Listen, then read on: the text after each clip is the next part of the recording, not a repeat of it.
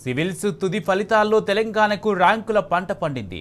అఖిల భారత సర్వీసులో ఉద్యోగ నియామకాల కోసం నిర్వహించిన ఈ పరీక్ష తుది ఫలితాల్లో రాష్ట్ర వ్యాప్తంగా కావడం విశేషం.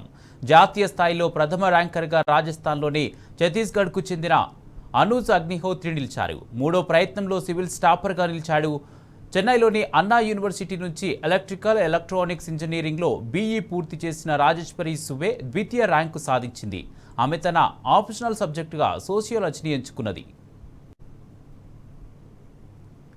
పెద్దపల్లి జిల్లాకు చెందిన గుడెల్లి సృజన 55వ ర్యాంకుతో రాష్ట్రం నుంచి అత్యుత్తమ జాతీయ ర్యాంకు సాధించి సత్తా చాటింది.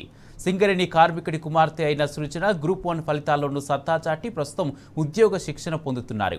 వరంగల్ అర్బన్ జిల్లాకు చెందిన అట్ల అరుణ్ తేజ 123వ ర్యాంక్తో తీసుకుంటే ఉమ్మడి వరంగల్ జిల్లా నుంచి ఏకంగా 8 మంది ఉద్యోగాలు పొందారు. గ్రేటర్ హైదరాబాద్ నుంచి 8 మంది ఉద్యోగాలు సాధించడం విశేషం.